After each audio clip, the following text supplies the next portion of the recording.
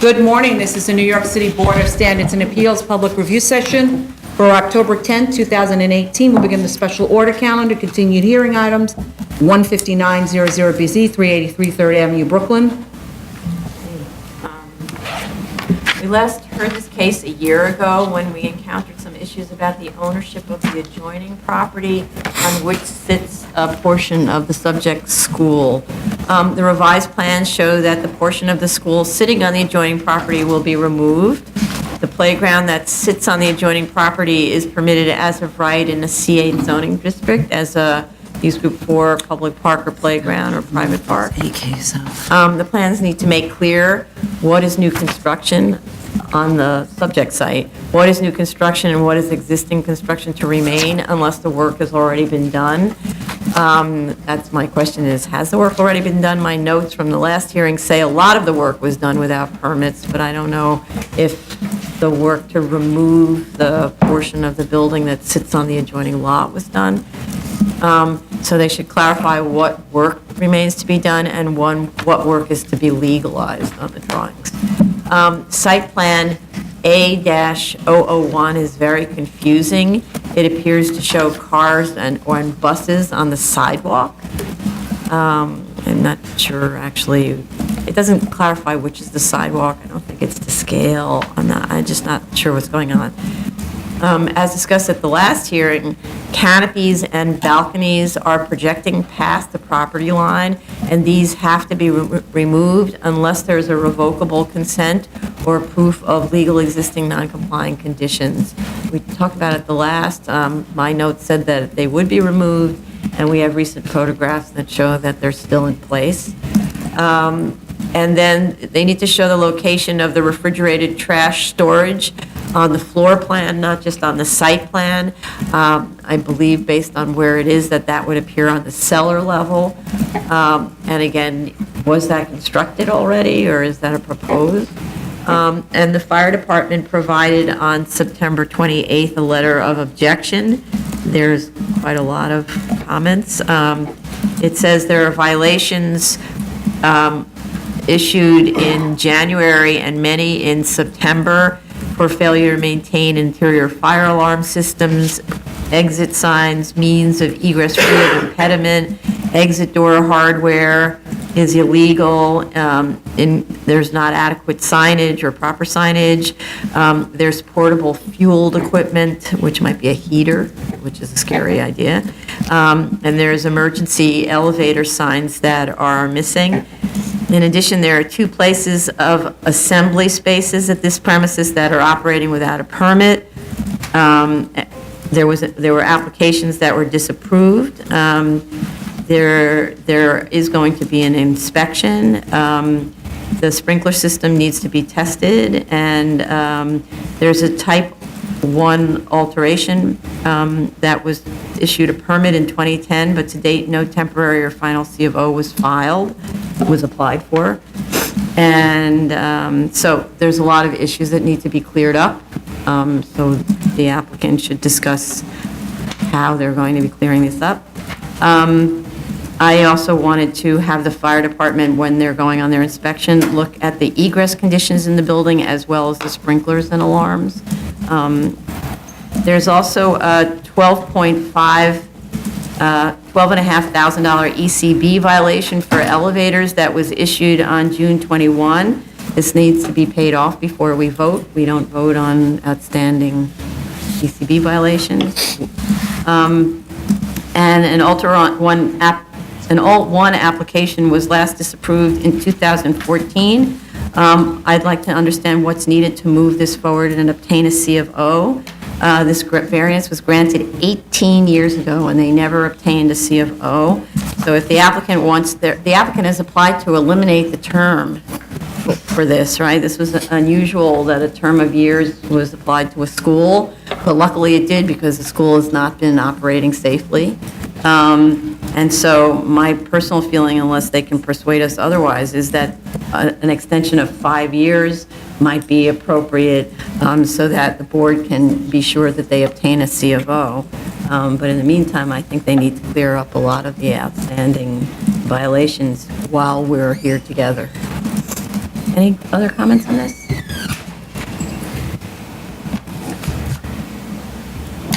Item number 2, 18-09BZ, 250 West 54th Street, Manhattan. I'm supposed to recuse, but it's adjourned. Yes. So I don't, you can pick your dates if you want. Okay, yeah, exactly. New cases, item number 3, 49883BZ, 2131 Highland Boulevard, Staten Island. Sorry, I just skipped here 1 second. Okay. Yeah. So we have proof, right, yeah. We have proof of service of initial application and of notice of hearing to officials. Community Board recommends approval. The application is requesting an additional waiver. This is a variance filed on the SOC calendar. The application is requesting an additional waiver that was never needed before. In addition to the waiver for allowing commercial accessory parking in the R district, the application requests a waiver of 39 required parking spaces. The new building, as proposed, has approximately 10,000 square foot zoning square feet more than the previous because there's no longer an actual cellar that's sort of compensating for the cellar. The proposed A finding to justify this additional waiver is obsolescence of the existing building and loss of the cellar in the rebuild. So first of all, this is on the SOC calendar really incorrectly, because if we are starting to look at a new A finding and new waivers, that's not a modification of an existing variance. So this really needs to be refiled if we're continuing to talk about it like this as a new variance.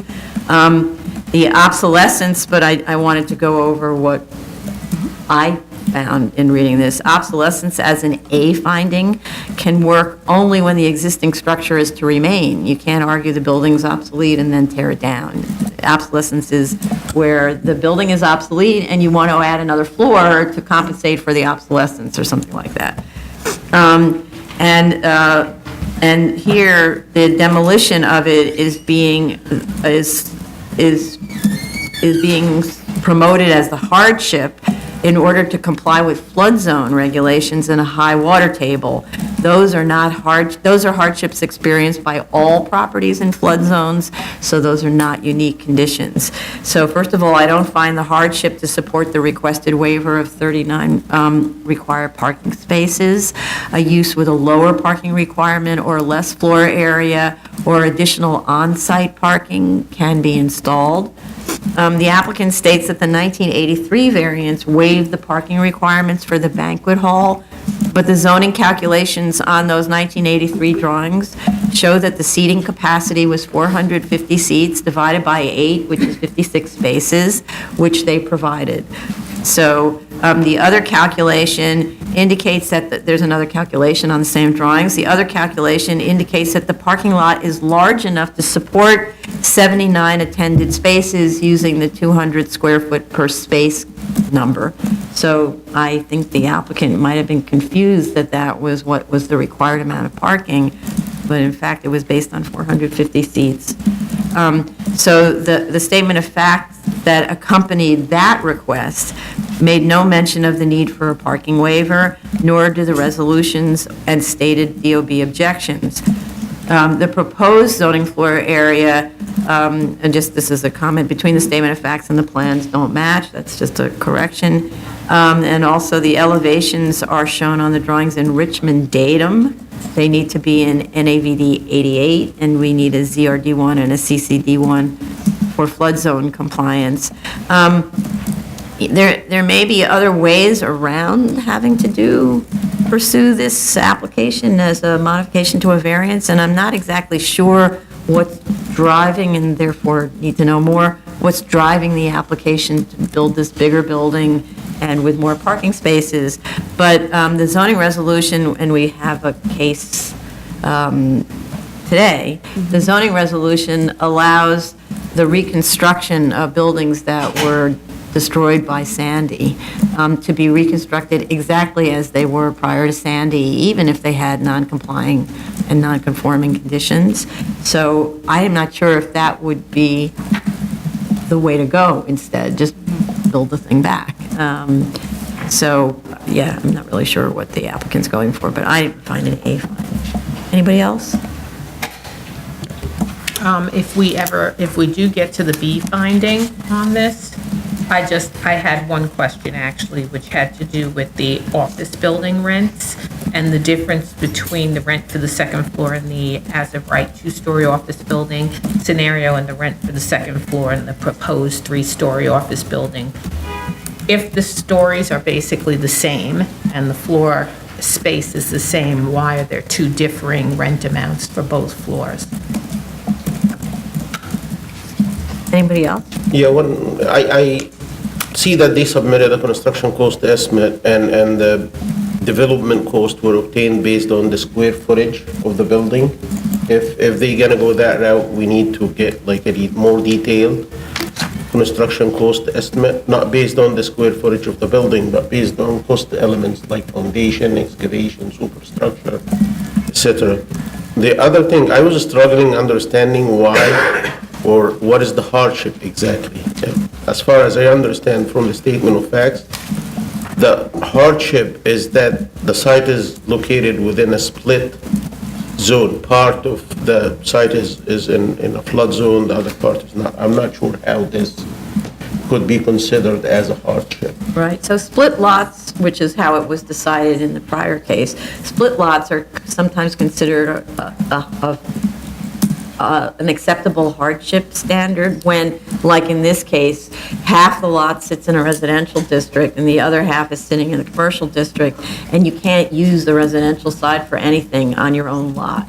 So allowing parking in the residential side is a pretty common variance. Okay. But they're asking for more. They're asking for a parking waiver, and that's a whole other subject. It's like, why, what is there about this site that would demand a waiver? What's the hardship on the site that would? Yeah, and the size of the currently proposed building compared to the previously approved one is really like big. So the Right. current building size is much bigger than what was previously approved. So I'm not sure if this could be like handled as an amendment to the previous variance, or do they need to like file for a new variance and we look at the findings from scratch? Well, it's bigger because there's no longer a cellar and they're building above that. Right. And there's good reason for that, considering the history of the site. While I don't disagree with anything that was said, I was glad to see this application because that has been, this location's been quite problematic for that community. And it's quite an eyesore. It's been there for a while. It's been abandoned. It's had its issues, and I'm glad that some development's going to happen, and to bring that to a much better state than it is now. Right. So I look forward to finding a solution to this.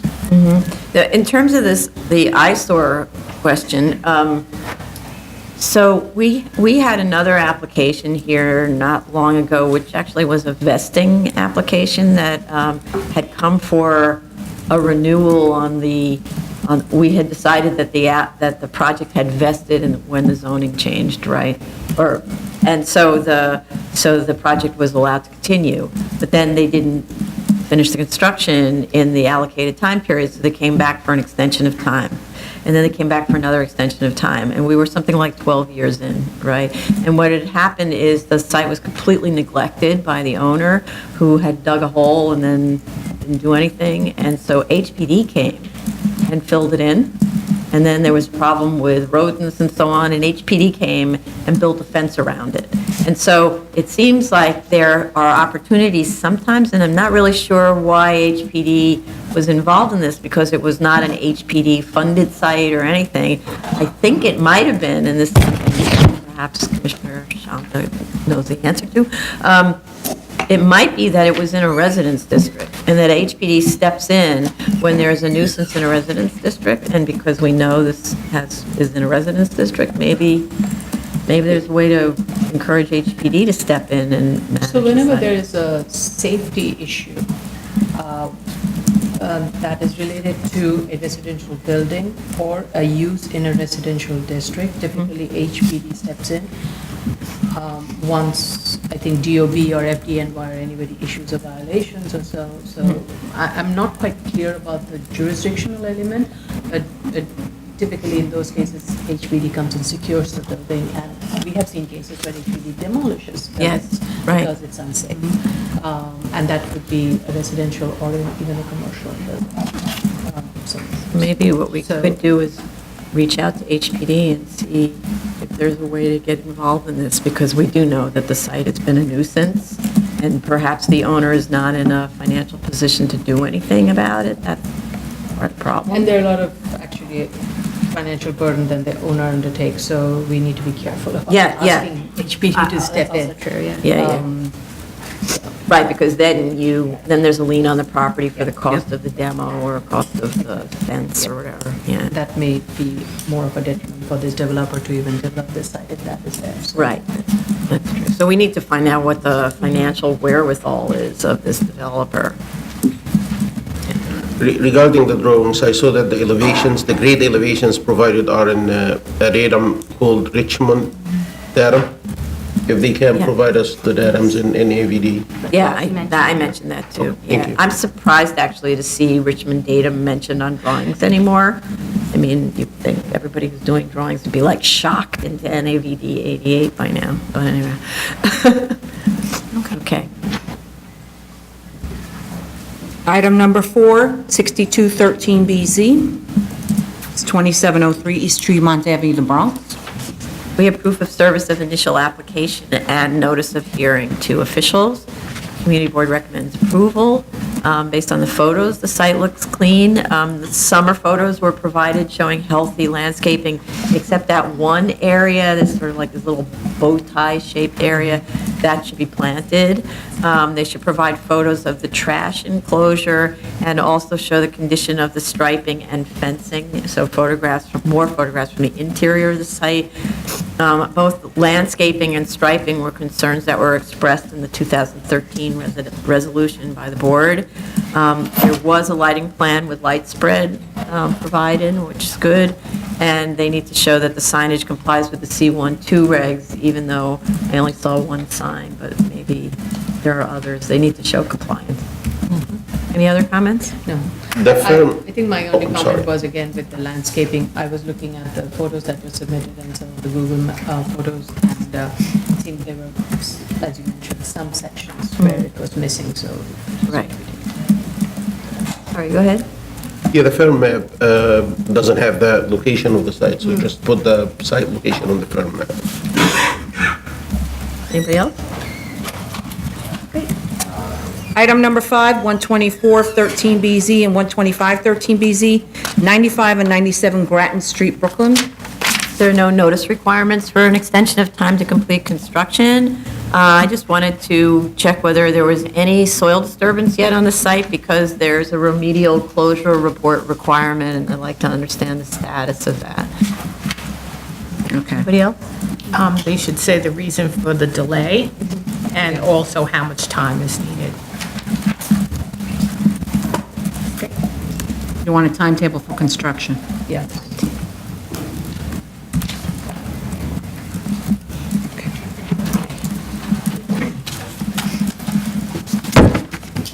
Move on? Yep. Appeals calendar, new cases, item number 6, 2018-22A, 255 18th Street, Brooklyn. Okay. We've received a number of letters and emails from the tenants complaining about illegal construction at the premises, and also about lack of services, lack of heat, and holes in the roof, and Mold so on on. the walls in the Mold. summer. Yes. So the commissioners, I think almost everyone, conducted a site visit, but were only shown the first floor and cellar of the building.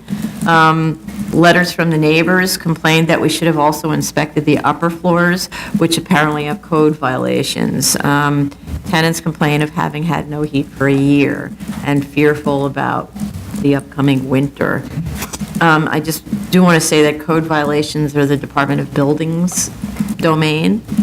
Absence of heat is HPD's domain. And I just, from my own personal experience, involving a local elected official in the enforcement of these requirements is often very helpful. The case before us, though, is a revocation of the C of O based on Department of Buildings representation that the first floor and cellar are not being occupied in accordance with the C of O. Hence, we were not alerted to any issues about the upper floors other than the non-compliant dry sprinkler system. According to the multiple dwelling law, residential occupancies may not be protected by dry sprinkler system. What I observed on the site visit was that the cellar and first floors are clearly not being occupied by residential uses, but are either open storage or artist studio cubicles. That is, the walls don't go to the ceiling, or for the most part, anyway. We don't here need to comment on whether the improvements themselves meet code, as that is the Department of Buildings and the Fire Department's job.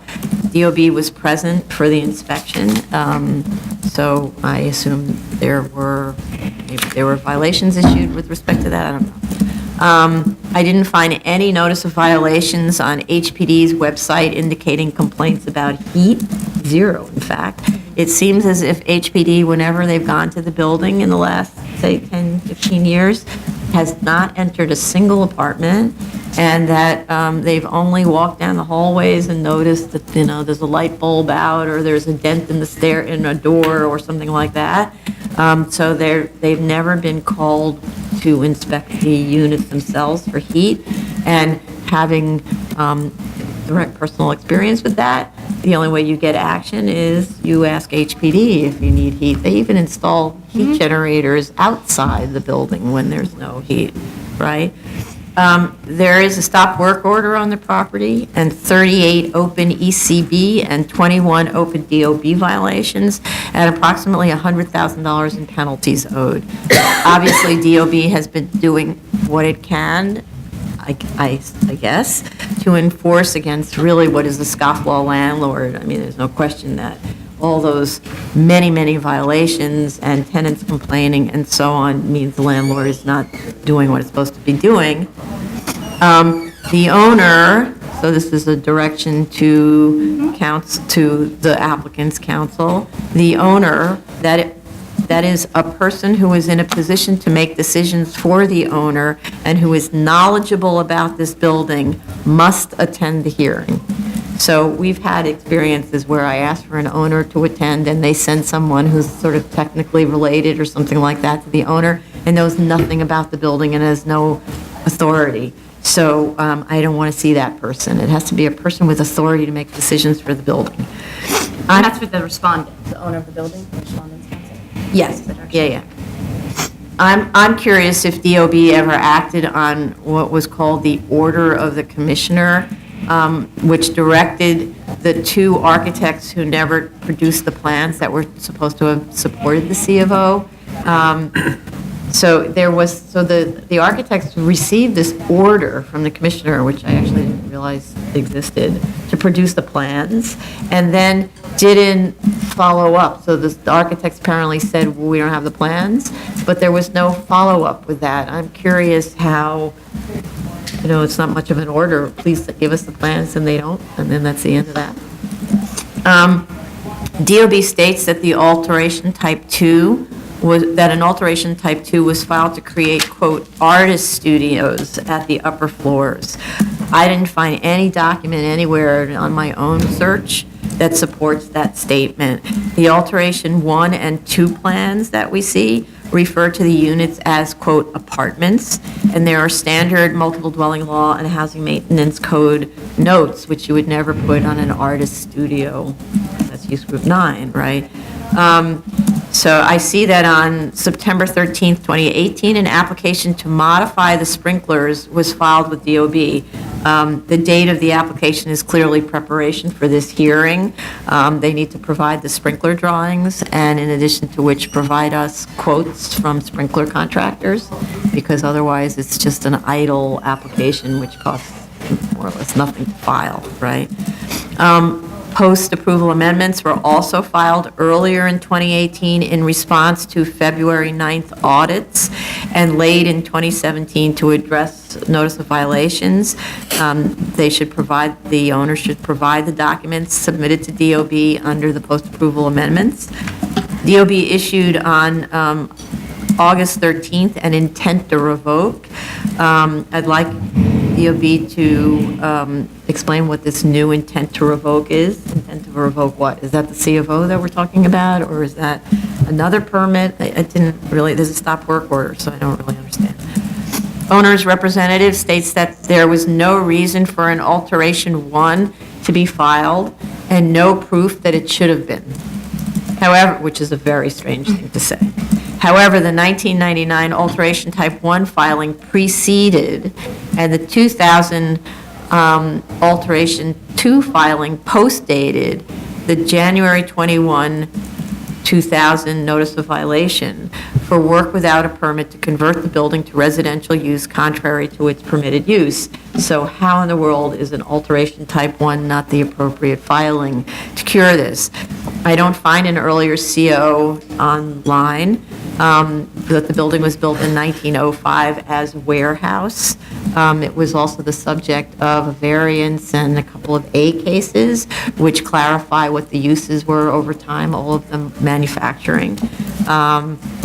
There's no question in my mind that the first and cellar floors were never constructed to be occupied as residential units, and there are no plans to support that such use was ever actually filed.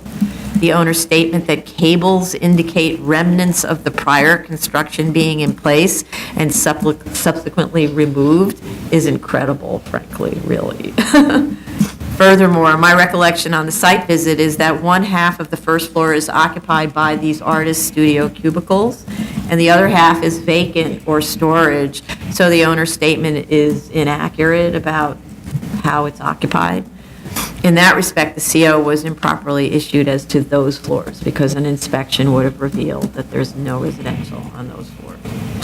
But this was all done as a self-certified application with a Directive 14 inspection, and so DOB relied on the architect's misrepresentation, frankly.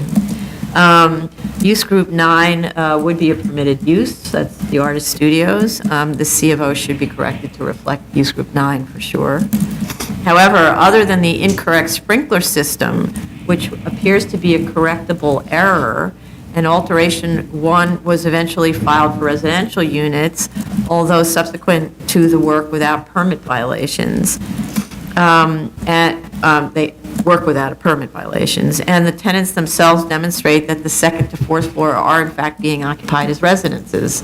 So tenants submitting all of these letters, we know they're residences upstairs, right? So I don't really see what the case is to revoke the entire CO of the building. I need more on why that's the right thing to do.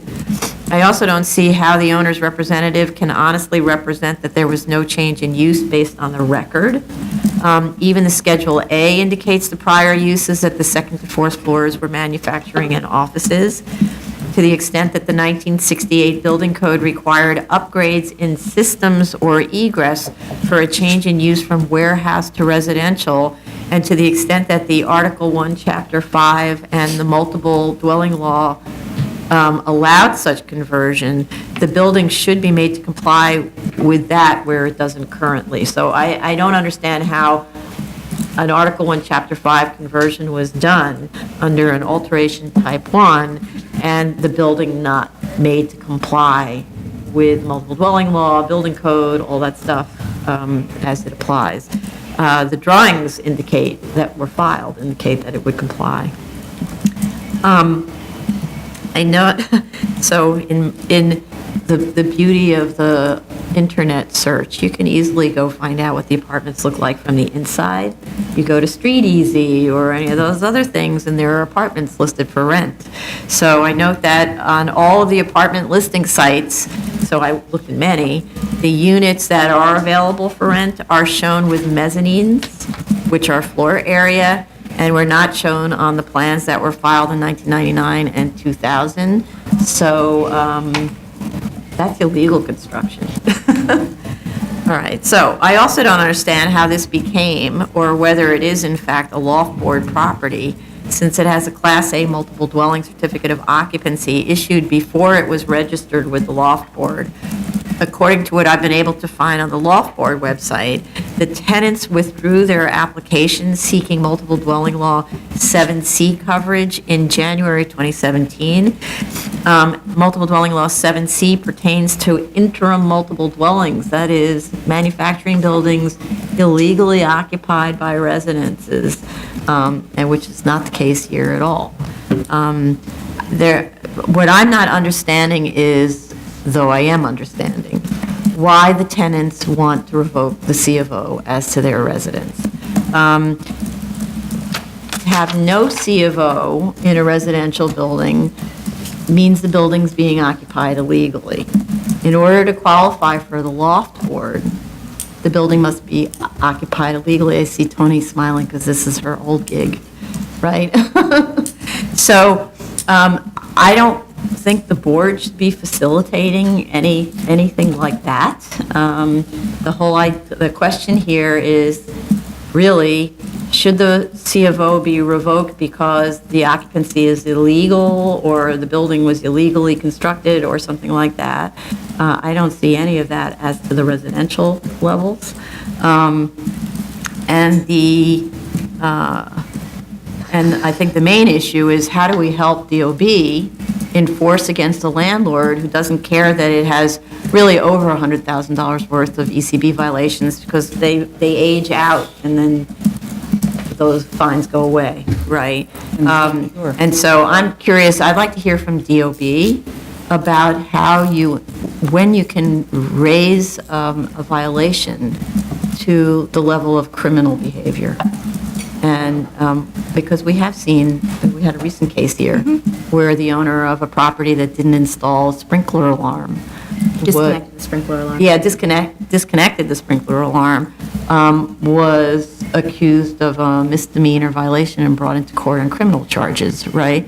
So why can't DOB do that? Would that wake up the owner and make them behave more lawfully? I don't know.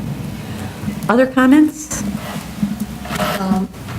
I agree with everything you've said, and I will also try to figure out what really is before us, other than the fact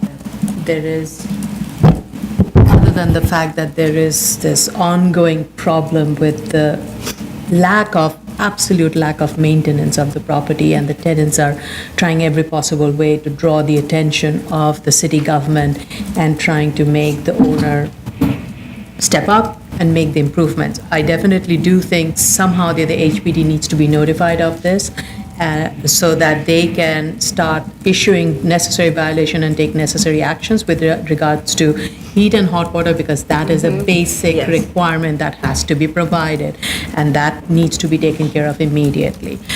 With regards to lack of safety, fire safety, mold formation, those are also under HPD jurisdiction. Those should definitely be brought to HPD's notification, and action should be taken. What I found interesting was there was an email we got yesterday, or a letter we got yesterday, where one of the residents said these are 27 artist living work quarters, so which is slightly different from what the CO states. So More than slightly, actually. It's use group 17? I'm being kind. Yeah, there are a few numbers here. Few digits. Yes.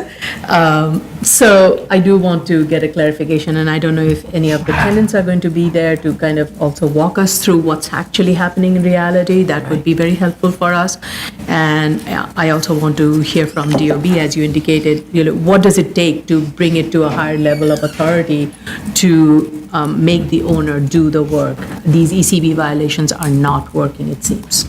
And while I do understand that there are political players out there, we don't know how much the political players are supportive of the tenants or the owners, and so we cannot just let them be reaching out to the local elected officials or other things, but I think there has to be a lot more proactivity on our end, and I think Certainly. we should be notifying HPD also about this. Yes, I agree. I certainly agree that we should notify HPD and forward all the letters Yes, that we have in our possession to absolutely. HPD, so that as it was said, they don't have anything about no heat, and I find that really hard to believe, Right. considering how vocal these tenants were with us, and how they knew when we visited the site, how we received letters directly after. So I really do think that we should have some sort of trail that we reached out to HPD with regard to these complaints. So I have a theory about why we don't have any HPD complaints. Want to hear it? I Stated it. Because it's a residential, not a residential building. I think we Anyway. know why. Okay. Any other comments on this? Okay. Item number 7, 2017-318A, 155 Johnson Street, Staten Island. Okay, sorry. We have proof of service of initial application and of notice of hearing to officials. Community Board recommends denial because it did not submit a letter, because the applicant didn't submit a letter to the Community Board outlining sanitary and storm drainage plans, which I think have subsequently been submitted to us. We need the builder's pavement plan, and I know this is a pet peeve of me, but mine, I want to see a sidewalk there, because eventually there will be sidewalks to line up with, and the idea that everyone has to walk in the street makes no sense to me. We need fire department to comment on this application. There was a DEP comment letter as of July 31st, and I don't think there was a response to that. It says, the applicant must submit a letter from the Borough President's office for the status of the street, a copy of the Corporation Council opinion, and a copy of the official map of the City of New York. In addition, the applicant must submit the copy of the certified site connection proposal showing how the internal sanitary drain is connected to the city sewer and stormwater, will be discharged from the property, and will be maintained as per the site connection proposal. Applicant must submit a proposed internal water main plan showing available water for the development and connection to the city water main. And then the note that they always add on these applications, it is anticipated that the owner will maintain the internal private sewer and water mains and connections, and it will not be maintained by New York City, and that's always a condition that I want on the drawings and on our own resolution, to be clear, you're responsible for all of that. Anybody else? I'd like them to go back to the community board, so we can actually have a real vote and see what their position would be when they receive the full documentation. So you would like them to submit the sanitary and drainage plans to the community board? So there could be an actual Yeah. vote, and we can have what their position is on it.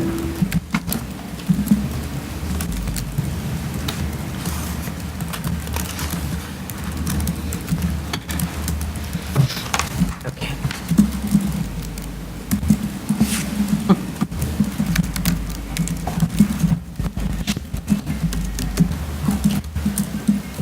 Slow typing mode today. Okay, ready.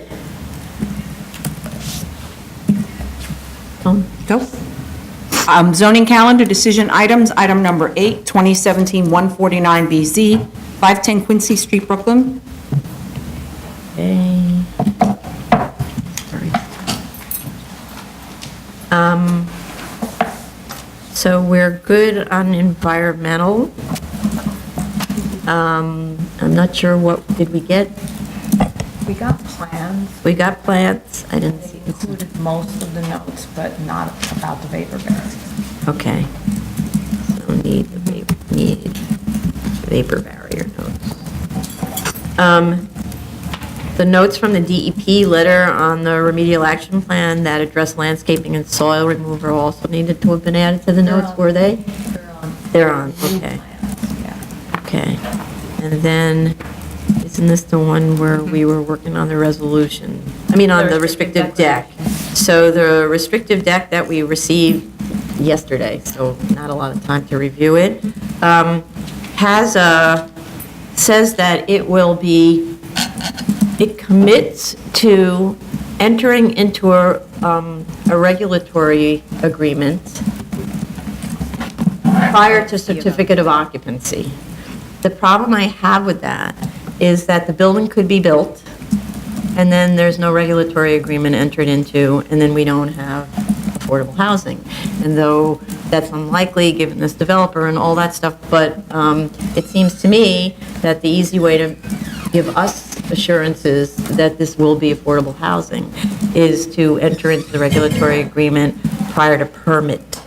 And so that's an issue that it's a problem. So if HPD doesn't allow entering into regulatory agreement prior to permit, then we need the restrictive declaration to be much more specific as to the project, which is what I talked about at the last hearing, which is that the project will provide 100% income restricted units, and that's recorded against the property now, and that's it. So that it's making that representation that they will provide that. They provided a very long restrictive declaration. It's clearly written super carefully by a good law firm and so on.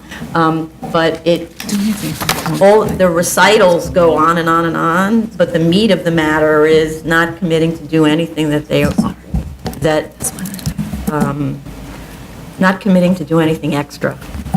Right, and so this is the problem. If HPD can't help us, then the applicant, the owner, has to make that representation in the restrictive declaration.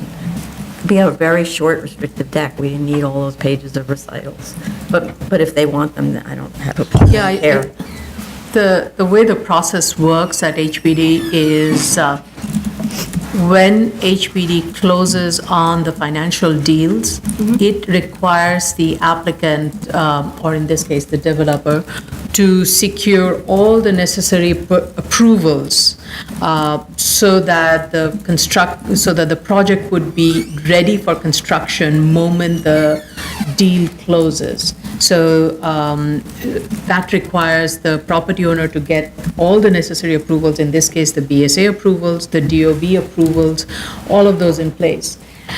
So therefore, there's no way, as you indicated, HPD will issue a regulatory agreement prior to the issuance of the permit.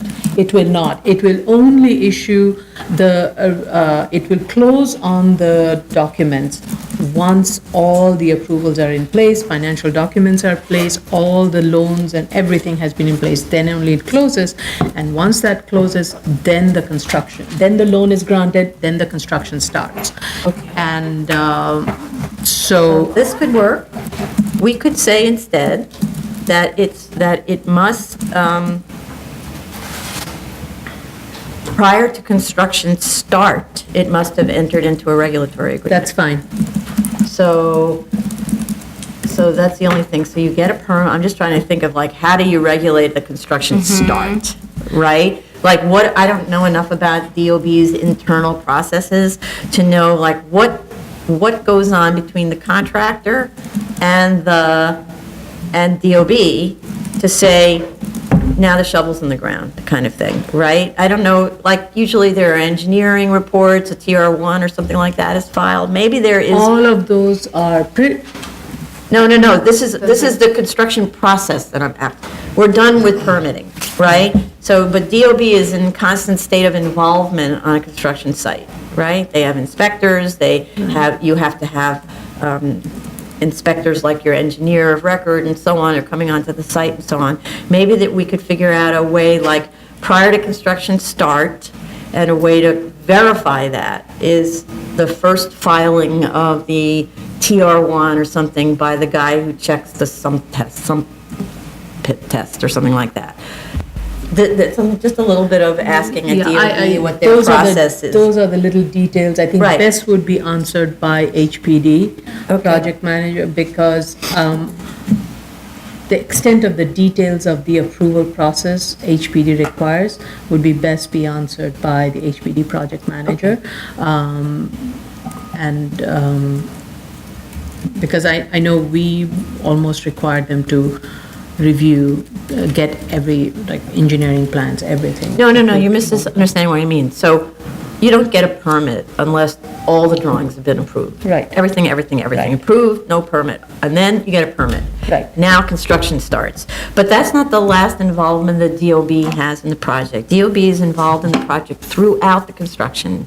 And so There are is HPD. engineers who are going to the site or who are hired, like they're outside consultants who are hired, and they have to file frequent reports with DOB.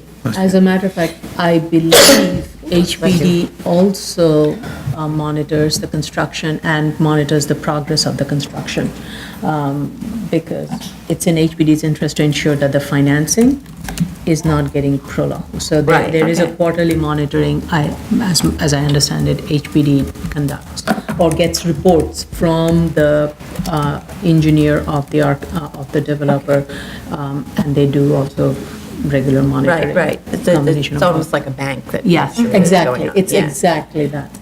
Right. So, Okay, so we'll figure out something by I think the asking. the wording can be very simply be modified to post-closing the start of construction. Some, if there is Yeah. a tweak to be had, but you cannot rely on the HPD regulatory agreement coming before the board. Okay, no, that's helpful, thank you. Okay, I think we can get there with the right wording, that it's hinged on construction. Or maybe after the foundation is completed, maybe that could be another way of doing it. By the time of completion of construction, there's. No, but that's the same problem. Now you've got a foundation in the ground, and, you know, detrimental reliance on the foundation. I mean, there's, Oh, you don't want somebody to start Okay. construction Yeah. and spend money on this thing. Okay. And then they relying on a special permit that they shouldn't have gotten because they didn't comply with I the think terms it's a of very the easy grant. fix. It just requires talking with the HPD project manager and figuring out what the requirements are and how we can kind of tie it to that last bit of it and the other DOB things.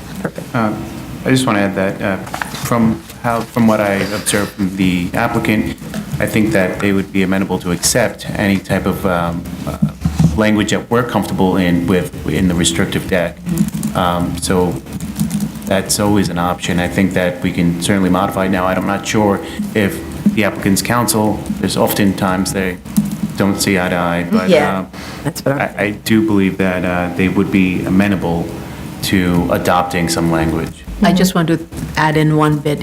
While you're right there, here the representative before us is a land use lawyer. That's not the same lawyer that is. No, that's. He knows that. If that's what he's not talking No, about. he's saying that, so. The drafter of the. I used to do the same, I used to go out of my way as a lawyer to make sure that the documents we were drafting Will not hurt my made client. no promises at all. That's a good lawyer. You make no promises, then your Well, and client's not also exposed. in this case, there is You can the usually- other part, the HPD and other funding sources. Typically, they're very skittish when you start seeing other restrictive declaration coming in place, so That they and want, that. so. I understand entirely.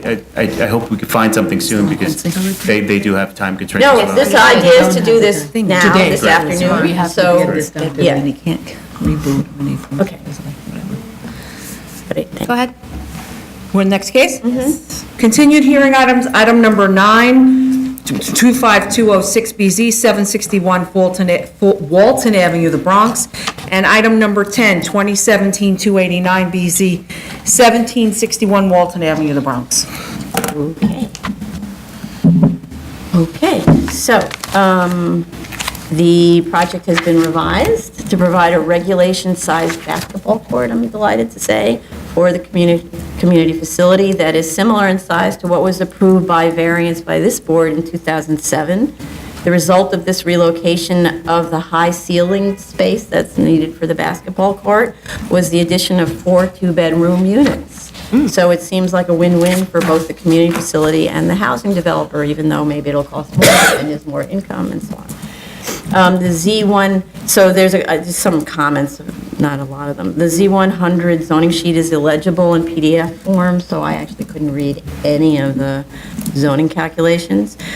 I see the section through the building indicates a very deep beam to support the apartment building above, located within the basketball court area.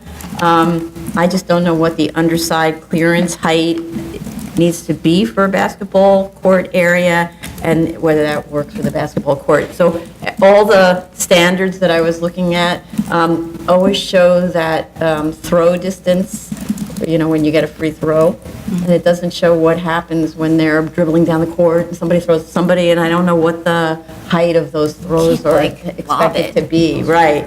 So it can't hit the beam, otherwise people won't want to play in this court.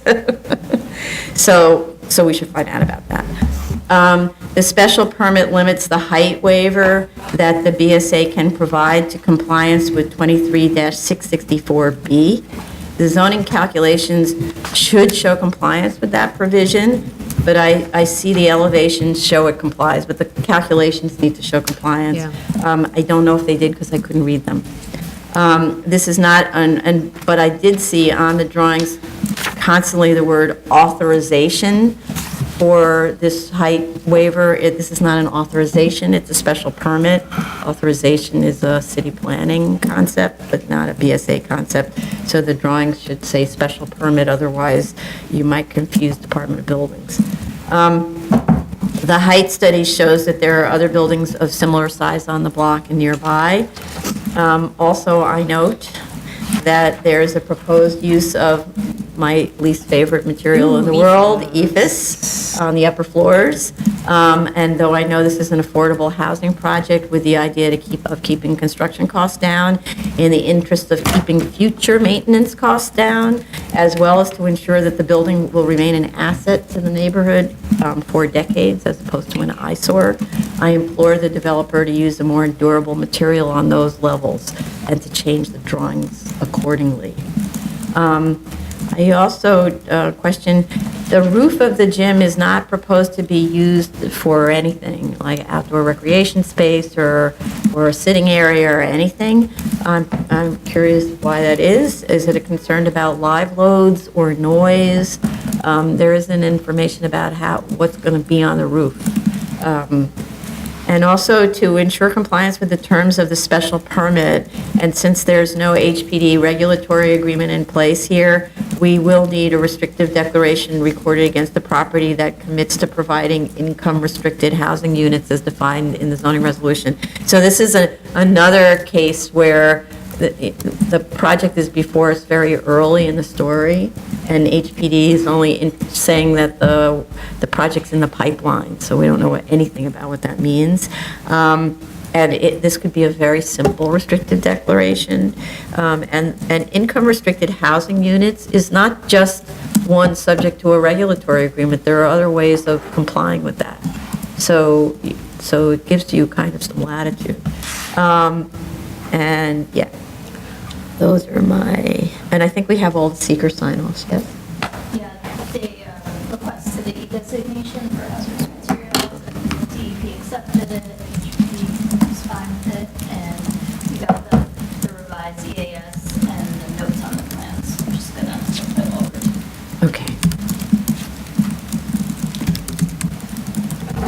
Okay, and I note that we talked about a condition that no lighting and sound amplification on the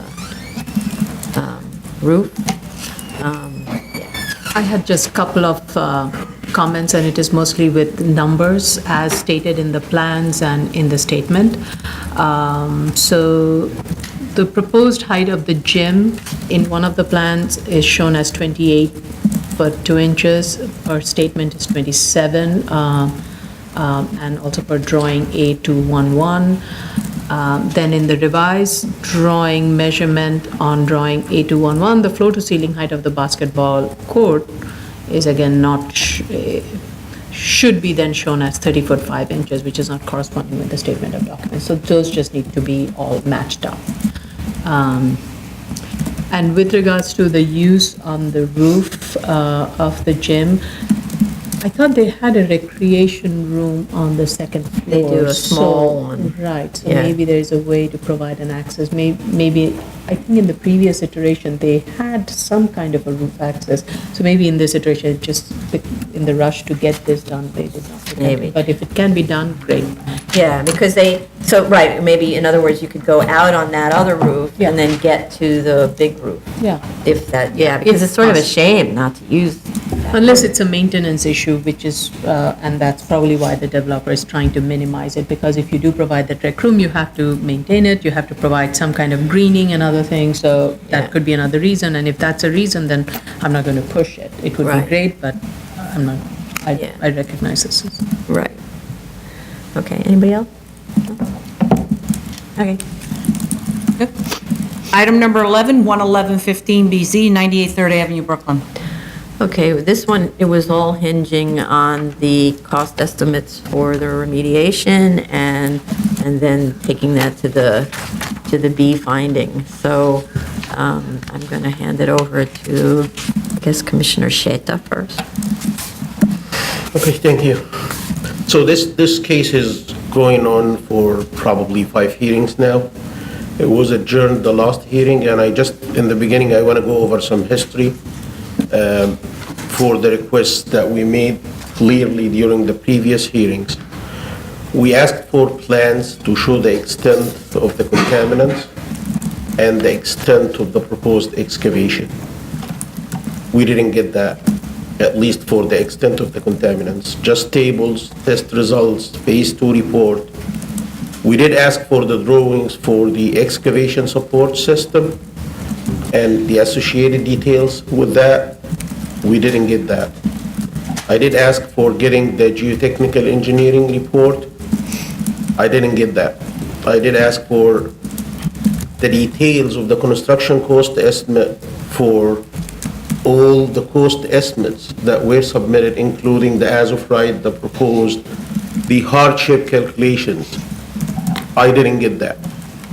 I did ask for these requests that I just described during all the hearings before this hearing, with one exception for the hearing that got adjourned. So I don't know why we're not getting what we're asking for. Last hearing, I had a plan showing the excavation extent and the excavation depth. That plan was associated with the cost estimate that was prepared by Impact, if I recall, the project environmental engineer. And what I asked for last time is I said, give me the details of the cost items. How did you get to these cost items, the quantities? And instead, I got a brand new cost estimate. And in addition to the, again, without any details given, just numbers. And in addition to this, when I read the response from the applicant to our comments, and I have the response letter in front of me, we disputed the extent of the excavation for this project. In my opinion, I'm not an environmental engineer, but I'm not convinced that on this project, they need to dig 18 feet everywhere. And what we asked for before is prove it to me. Tell me why you want to dig 18 feet below grade. And in the response letter, it's kind of putting this in the board's mouth, that implying that the board were suggesting that 63% of the site could be excavated to 18 feet and 37%, the remaining 37% could be dug down to 4 feet. I didn't mention that. And I did listen to the entire previous hearing, and I couldn't find that one of the board members mentioned something like this. And the only document I saw that this 63 versus 37% excavation, 18 feet to 4 feet, was a document coming from the OER. So the board didn't ask for excavation calculations based on these percentages. In addition, I'm leaving this to the applicant to prove it to me. If you want to prove to me that you need to dig to 50 feet deep and you're successful, I'll take it. If you're not going to give me a proof, I'm not going to take it. Even if we continue this case to 2025, it's going to be going like that. And I urge the board not to continue just looking at this case like this. We have requests that I just went over.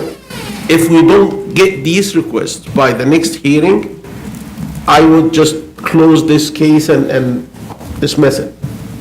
Because it's not healthy that we spend time plotting test results on plans. I did this over the weekend, and that was the only option for me that I can understand why they are asking for 18 feet deep excavation. I got the test results. I did what the environmental engineer, the project environmental engineer should do. This is not fair to the board. So please, give us the details of the construction cost estimate for the as of right. And by the way, very simple calculation. The size of the variance so far is more than 2 times the floor area. Allowed. Yes, allowed. If you look at the latest construction cost estimate, the hardship amount is claimed to be about 4 million. Amazingly, if you look at the baseline excavation, excavation and cellar, just the baseline, it's slightly above 2 million. Just the excavation for the baseline. So if you take the 4 million divided by 2 million, it's 2. So if and I explained this last hearing and I made it very clear, and I believe the applicant got it. He said, you wanna get to the minimum variance in a mathematical way. And I said, yes, that's exactly what we wanna do. We don't wanna guess, we don't wanna try. We wanna make it in kind of a mathematical form, how to get to the minimum variance. And if it need one more trial also, it's gonna be reasonable to try once or maximum twice. But we don't have to try 10 times.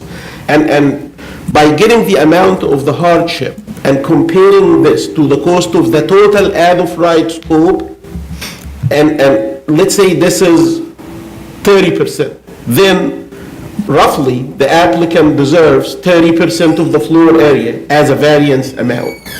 But what I'm getting here, based on the construction estimate submitted by the applicant, is that baseline just excavation, not the entire scope for the as-of-right, just the excavation, is 2 million something, and the total hardship is 4 million something, meaning that the ratio is 2.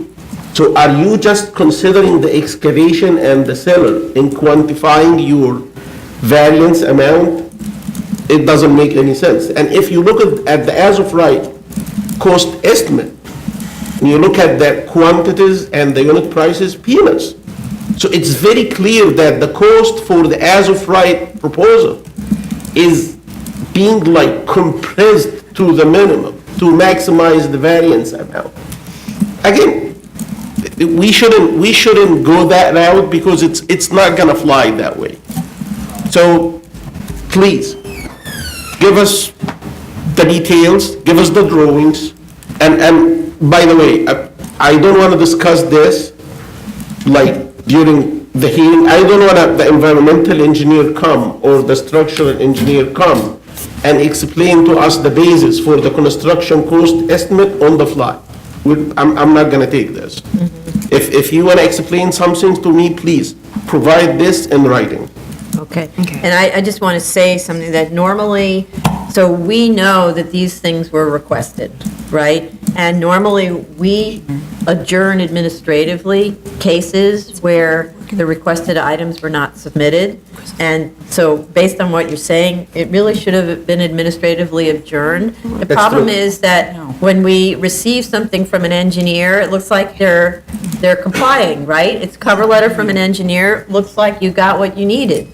And until you review it, you don't realize that you haven't gotten what you needed. So if we don't see on the next submission exactly the things that you've outlined, we'll just adjourn this administratively. That's what I'm gonna do. I'm gonna put Okay. this specific case and similar cases on my radar. When it comes in, the submission date, I'll take a look at the submission. And if I see that we didn't get what we're asking for, it's gonna be administratively adjourned. Yes.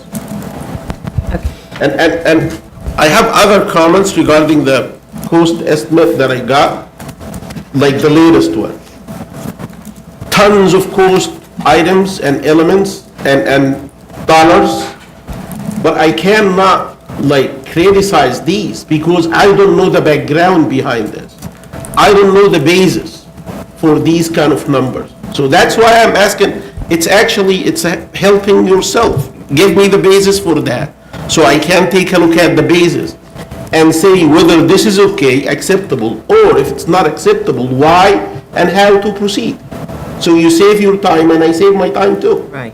So I would say that probably the most efficient thing to do for tomorrow is, rather than debating about why you need this, the hearing consists of merely restating what you just said about those few elements that need to be submitted, and that's it. And then, because I don't see the point in having more discussion about this, you asked for it, you asked for it, you asked for it, and we still don't have it, right? Did you want to add? No financial comments at this time. Okay. I just have a question, and that is, I believe BSA had asked the applicant to reach out to OER to get a complete read on to the extent of the excavation and the kind of cleanup that would be required, given that this is a residential development, and as of right, residential use will not be permitted. So I definitely want to make sure if OER is giving a clear direction as to how this is going to be remediated, or how they would want this to be remediated in order for the site to be eligible for it to be habitable for residential use. I think that takes precedence over the other environmental requirements that would come out of EAS or anything like that. We actually spoke to, our staff reached out to Yeah. OER and they spoke to them. And OER has like a minimum acceptable that they could live with. And if the applicant is giving them more than what they are looking for, we're gonna be more than happy to take that. This is not the situation at the BSA. At the BSA, we look at the cost. If the applicant, let's say OER need to clean this site to 10 feet deep. If the applicant goes there and say, I wanna dig down to 15 feet, they're not gonna say, no, this is extra cost. They're gonna say, yeah, be my guest, do it. That's even better.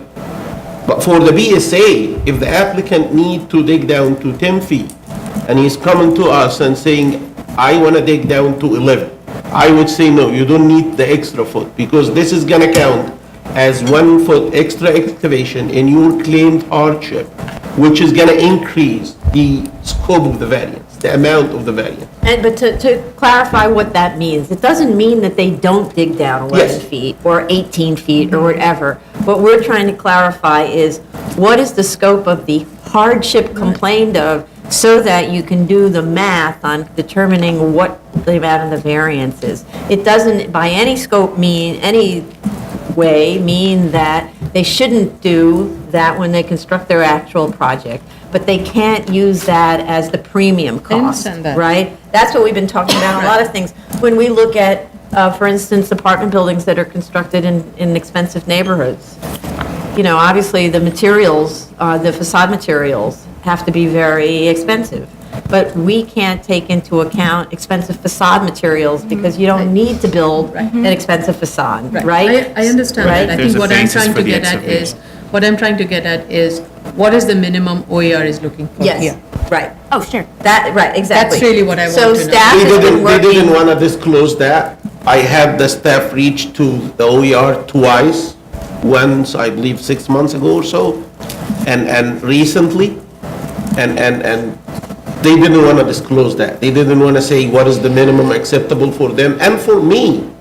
I don't want to go to college and study environmental engineering and then come back to the board and to judge this. I don't want to do that. Oh, rats. Okay, here's the deal. If you want to dig to 18 feet and your environmental engineer shows up and say, this is the minimum acceptable for me, like the structural engineer says, no, I want to knock down this building, and I say, oh, you know what, the building is in good shape, and he says, no, I'm going to put my stamp on it, I want to knock this building down. Okay, be my guest. You know what, I'm going to put condition on the grant saying that this is granted based on the condition that you're going to knock down this building. If later you decide to keep the building and reduce your development cost, then the grant is not validated anymore. So this is the same here. If you insist that you want to dig down to 18 feet, be my guest. But we're going to put condition on our grant at the end of the day, saying that this grant is based on 18 feet excavation below grade. And we're going to ask OER to verify this.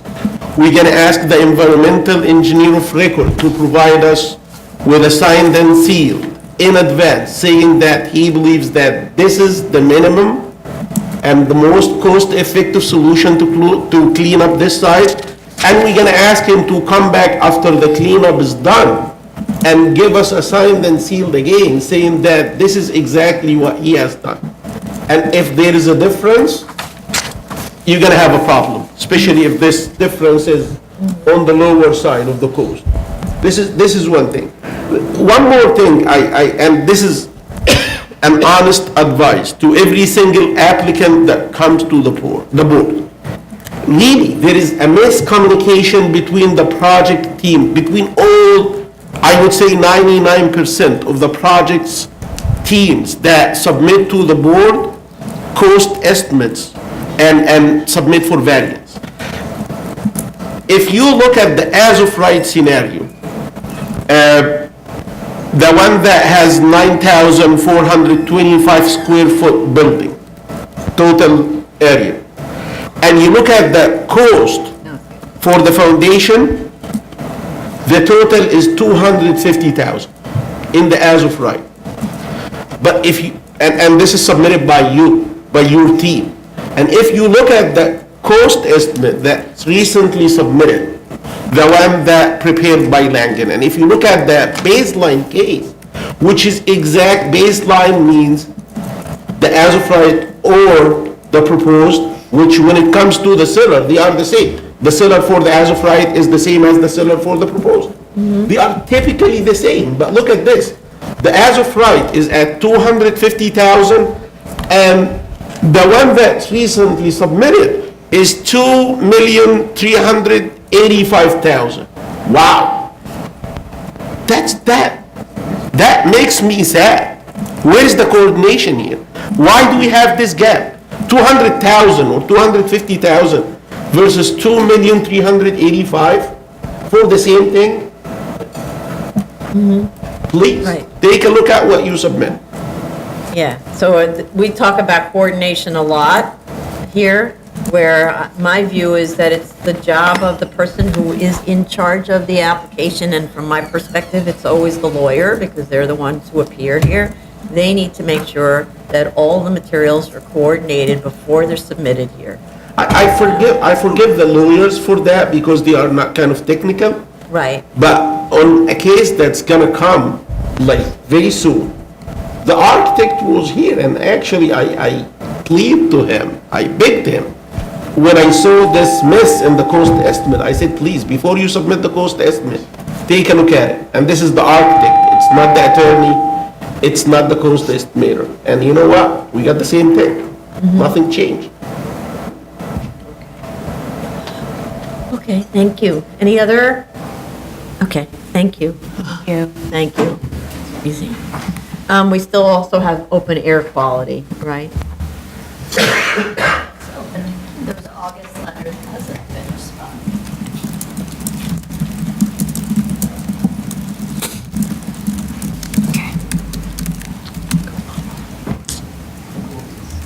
Okay. May I move on? Item number 12, 15715BZ, 3925 Bedford Avenue, Brooklyn. Okay. This application was last heard in August 2017 and received a dismissal warning letter following our June 19th hearing, at which the fourth adjournment in a row was requested. In March, we received an adjournment request letter stating that the Department of Building approved plans had been obtained, and the architect was exploring how the project could be modified to meet the board's requirements. No revised proposed plans were submitted prior to this hearing, or subsequent to that March letter. At the August 2017 hearing, we requested proof that the existing construction is legal. 1992 plans were provided showing a proposed FAR of .685, not .86, as claimed in the statement of facts. And and the submitted drawings, which is 2,737 zoning square feet. Allowable lot coverage of 1,400 square feet was maxed out on those drawings. The 1992 drawings describe the 2 bedrooms in the attic as storage in spite of the windows in each room and the full bath sitting there all alone on that floor. We said at the last hearing that the 1.19 FAR request was too much. The imposition on the rear yard was too much. No changes were made to the drawings, nor are floor area calculations provided showing existing legal floor area that matches the 1992 drawings and the proposed floor area. So I'm just having trouble with what's the baseline, and then there were instructions to reduce the scale of the house, and nothing happened. So this application seems very troubled, to say the least. Any other comments? No. Okay. Item number 13, 2016-4274BZ, 1411 39th Street, Brooklyn. And item number 14, 2016-4339BZ, 5018 14th Avenue, Brooklyn. We have a request for adjournment, and we will be adjourning it till December 11th. Correct. Item number 15, 2017-8BZ, 356, 362 East 139th Street, the Bronx. Okay, at our last hearing, all of the commissioners expressed concerns about cellar parking as part of the program and the fact that it appeared to be driving height waivers. This is the only school variance applicant of which I'm aware that proposes to provide on-site parking, or let's say in-building parking. The school submitted letters from teachers stating that they come from outside the borough and several from Westchester, must arrive by 7 a.m. and need to drive to the site. They cite safety concerns and lack of on-street parking in the area. The applicants also submitted crime statistics by police precinct showing this 40th precinct with high crime rates, but on a par with several other areas in the city, and much less than at least one in Brooklyn. And so I'd like to know, do the charter schools in the 75th precinct in Brooklyn, which is East New York, which has a much higher crime rate on all counts than in the 40th precinct, provide parking for their teachers, just to try to get some handle on this claim. Counsel for the school submitted a legal memorandum arguing that the Cornell Doctrine requires this board to include the parking in the project. For the record, I just want to clarify that all the cases cited by that memorandum concerned zoning boards that had denied the entirety of the application, and none that sought to trim the scope of the requested waivers by questioning the need for an accessory use. This board uses the programmatic needs analyses to determine whether the proposal is the minimum variance necessary, which is a statutory finding. I note also that the 2 cases cited that included parking in their proposals were located either in the suburbs or remote rural areas where there is no public transportation at all. This site is near a lot of public transportation. Obviously, in those cases, parking needs are assumed. An alternative with no parking in the cellar and moving the gymnasium into the cellar was provided that reduces the height to the roof to 76 feet from the proposed 88 feet. The cover letter and statement of fact states this doesn't meet the programmatic need of having the gym at the first floor. The reason for the locational preference isn't explained, as there is still easy access from the main entrance and visibility to main entrance to the gym, and visibility when the gym is in the cellar, since it's double height space and you can look through windows, which we've actually seen on some other applications where it's actually really a good viewing area. Nonetheless, there are much taller buildings in the immediate area, so the proposed height wouldn't negatively impact neighborhood character, but it's still parking driving a waiver.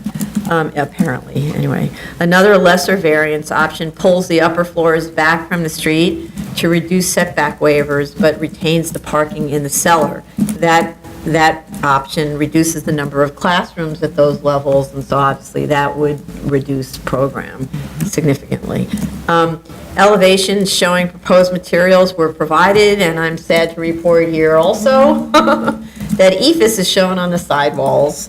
And again, I understand that there is a budget for the project, but the building materials should do justice to the location and be an asset to the neighborhood for the life of the building. Another more durable and reparable material should be used. There are plenty of other options these days. EFS is a very old technology, and there are a lot better options today. We asked at the last hearing for the material proposed for the roof enclosure, and didn't get that. Also, fire department needs access to this roof, which is completely surrounded by fencing. How does it get there? The fire department should take a look at the roof plans. And I'd also like to know why the fence at the cafeteria setback is 10 feet high, which is a really high fence. Might be actually floor area by the time it gets to be 10 feet high. I'm not sure about that. A revised EAS was submitted on September 4th.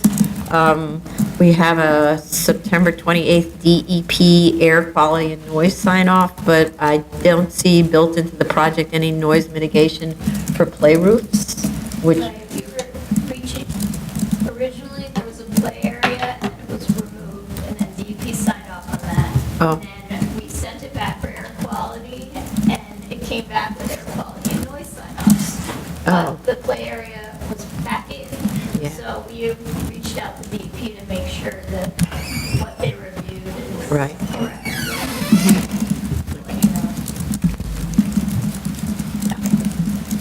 all right, and then there's also a DEP September 28th comment letter on the RAP and CHASP. I didn't see whether that was, those comments were included in the project. It's under review. Okay. I had a question about, there was a shadows, I just saw this, the shadows letter from LPC. I just want to know if it was responded to on April 7th, 2007. Or, so that's the LPC letter is April 7th, okay. It might have been responded to, I just, Okay. Any other comments on this? Please, Chair. Go ahead. If they could expound on why the programmatic needs of having the gym on the first floor,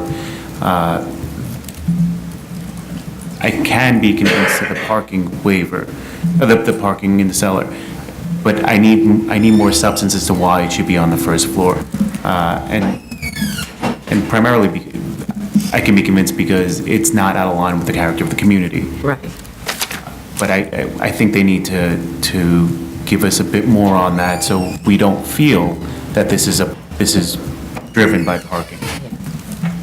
Agreed. So I had a question about the legal briefing. It wasn't clear from the briefing that the parking, the accessory parking in Town of East Hampton Library or Lawrence School Corporation required waivers or necessitated a greater degree of waiver, like in this site. So in order for that briefing to provide guidance here, I think they need to address that question.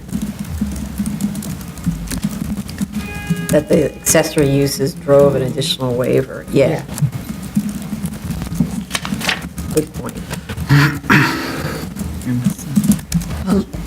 Yeah, so as, I think we all kind of recognize that the neighborhood context here has a mix of tall buildings and mid-rise buildings. So while the building height on this may not be an issue, the question is what is driving it. So, and I'm not going to weigh in on the East New York part of it. I think there are a lot of geographical differences and where the teachers come from, and there are a lot of other unknown factors. So I think having that comparison made, I'm not sure to what extent will help us answer that question, in all honesty. I mean, they hear the teachers are coming from Westchester, there could be coming from Queens and Brooklyn. Or and Long stuff. Island. Yeah, but then the train services from there to here, I mean, we don't know that. So I'm just kind of saying that I'm not sure to what extent we'll get a response that'll help us feel comfortable with the outcome, but what I'm trying to get at is there a way we can reconfigure the building where we can get a little bit more of a lower height and yet let them have their parking space? And the reason I'm saying that is because we have letters from the community board, the police precinct, and others saying that having this parking space on site is good. So there is a community concern also that this school is trying to respond to by providing an on-site parking. So with that in mind, I was trying to look at how maybe a little bit of reconfiguring of the floor-to-floor height, we can reduce the height, if that is possible. And that came into my mind once I looked at the alternative plans that were showed. So in the proposed case, the cellar height is 11 feet, whereas I think in some of the other alternatives, the cellar height is lower. So it's combining elements from the alternate two, which shows that the height of the proposed gym is 24 feet versus 28, and reducing the height of the cellar. Will that further bring down the height of the encroachment and the height and setback encroachment? That's my take in that. So it's interesting that the plans don't match between, in other words, the proposed is less generous in floor to ceiling heights than the alternatives, right? So then you would say, then why aren't the alternatives using the same lower heights? So, what I do want to say is that in the interest of the parking, I don't want to lower the ceiling heights for classroom space or entrance space and all that, because there are kind of ideal heights based on a floor plate, right? Right, but because they've submitted this as an alternative, I'm considering that is viable in terms of programs, so I'm trying to keep those same viable option and pick those elements into the proposed to see if it could be further reduced without taking away any of the other programmatic elements. I'm not... Right, but to me, the issue is bigger than that. The issue is whether or not waivers for accessory uses should drive variances. And I think that's what we have to be comfortable with before we even go to that point that you're talking about. Right. I'm hoping that they show the need for their gym on the first floor, so we don't really have to get to that point. I agree, that would be the easiest. Yeah. And if they could just show us the programmatic needs for that gym, then we don't have to have any of this discussion, and the classrooms get to be the same height, and they get to start building a school in someplace that it's pretty clear the community wants. That's the problem, they haven't articulated. And we had, in one case, what was a series of squash courts, remember?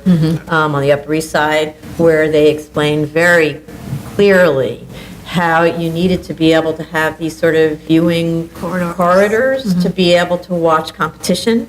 And when we said, why can't you stack them vertically? That way you wouldn't impose as much on the rear yard. They're like, oh my God, then you can't have, that doesn't work for competition viewing. And so there were technical reasons why those things had to be I believe we arranged in that way. discussed placing the gym in the cellar last hearing, and they said they have a problem with the subsurface, and we asked for the geotech to be provided, and We did talk about it a bit, but yeah, I have it in my notes. I expected to see something in the submission as with regard to why they needed the programmatic needs for the gym, and I just think that perhaps an explanation of that tomorrow might satisfy. The response was just one sentence. We needed to be at the same level as the main entrance, and But there's no why. that was it. Yeah, and we see gyms on the roof. We see gyms in the cellar. We see them all over the place in schools. So, and each school has its own pedagogical principles. So they need to support that. Okay.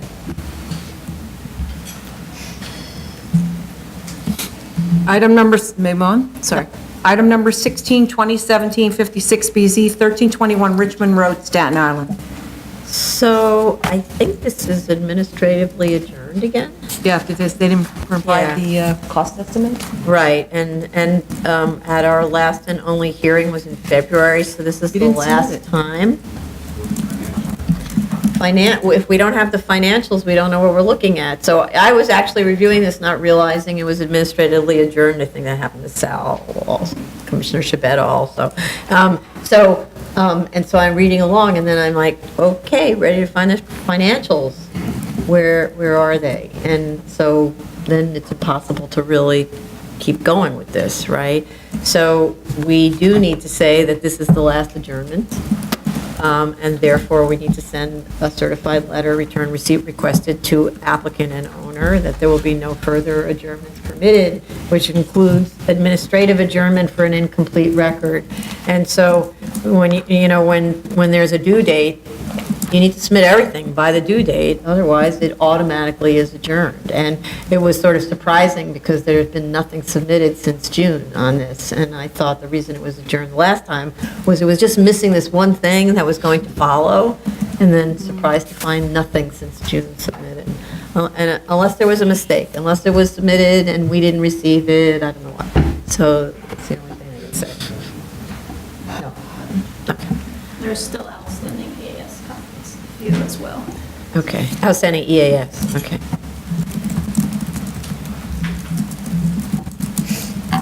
Mary? Okay. Tony? Item number 17, 2017-246BZ, 6163 Crosby Street, Manhattan. Okay.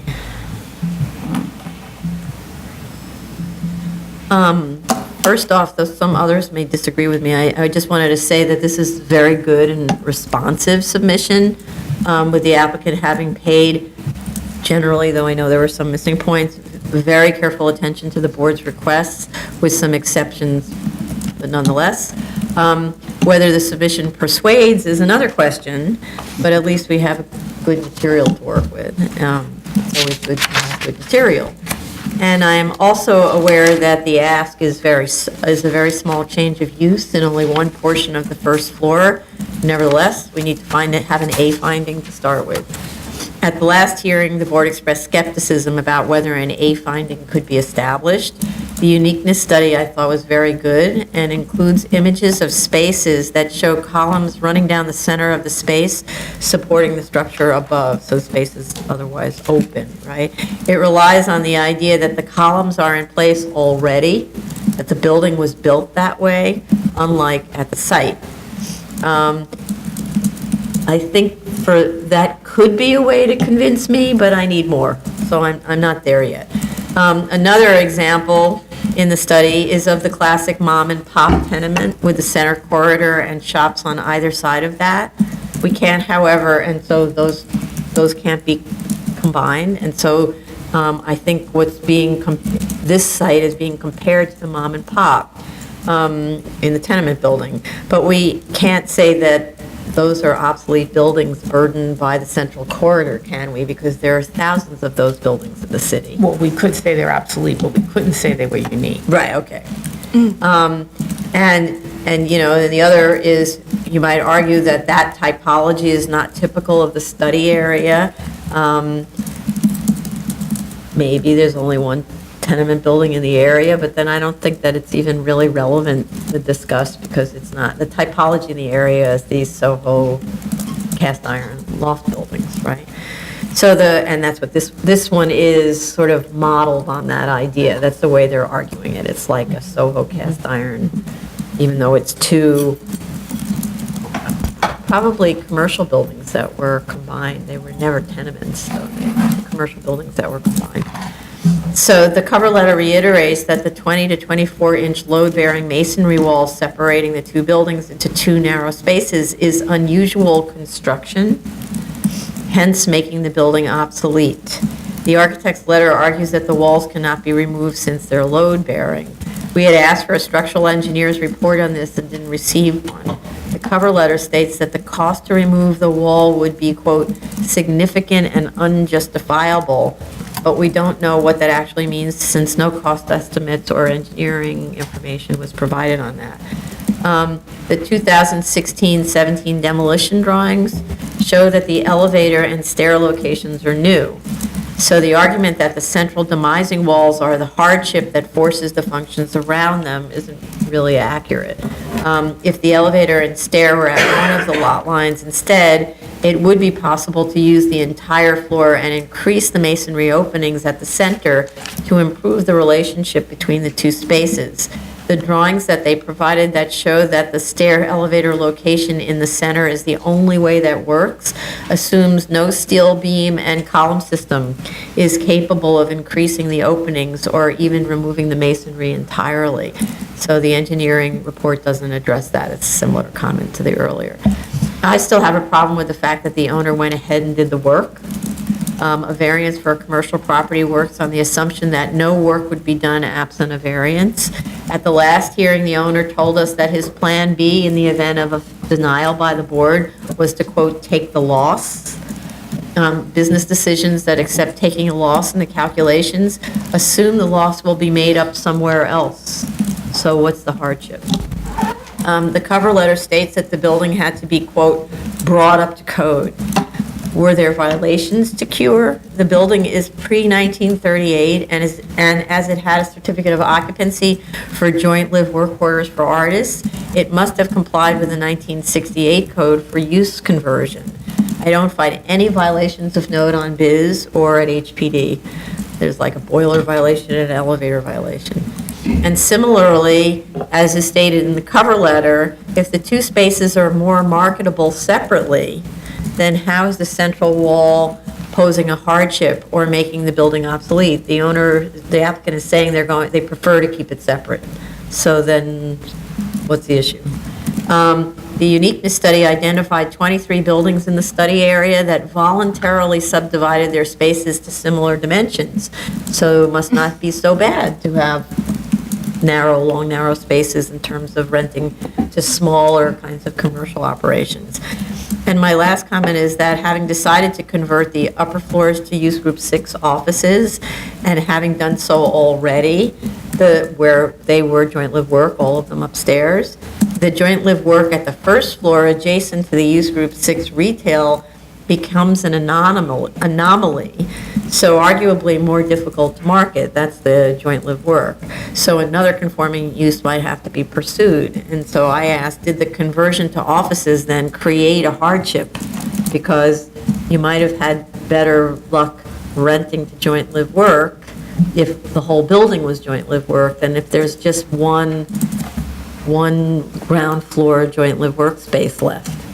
In which case, then maybe you have to convert to use group 9 or something like that, one of the allowable ground floor uses. Other comments? I didn't find the uniqueness study particularly convincing because at the end of the day, I see two buildings that are combined that provide the option of either having one united conforming use in the ground floor space or retail use on one side and a conforming use on the other side, both of which are at least 20 feet wide. And so I think they're actually better off than the vast majorities of buildings there because they have that width and that ability to have one united space. It may not be a retail space, an entire retail space, but that's a market argument, retail versus another use. I just don't see the uniqueness here, basically. And then, if we do agree that there is a uniqueness finding here and we want to move on, I have B finding questions.